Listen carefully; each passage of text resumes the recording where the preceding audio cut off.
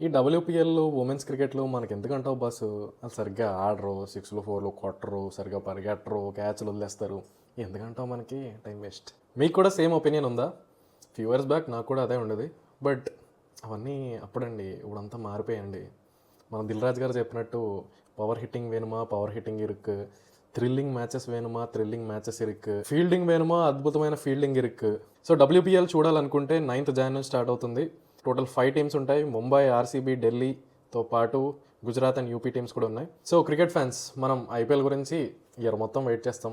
WPL చూడడానికి try చేయండి. ఒక 2 months ముందే వచ్చినట్టు ఉంటుంది ఐపీఎల్. ఎంత చెప్పినా నా వల్ల కాదే, నాకు ఇండియన్ ప్లేయర్సే సరిగ్గా తెలియదు, మళ్ళీ ఫారిన్ ప్లేయర్స్ ఒకటి. ఇప్పటికిప్పుడు చూడమంటే నేను ఎలా చూడగలను? I can't. సో మీది కూడా అదే ప్రాబ్లం అయితే నేను ఒక చిన్న ట్రిక్ చెప్తా. నేను డబ్ల్యూపీఎల్ ఎలా స్టార్ట్ చేస్తానో చెప్తా. ఒక ట్రిక్ నెక్స్ట్ వీడియోలో పెడతా. దాంతోపాటు మరింత cricket content in Telugu miss అవ్వకుండా ఉండాలంటే మమ్మల్ని ఫాలో అయిపోండి. క్రికెట్ మాట్లాడదాం.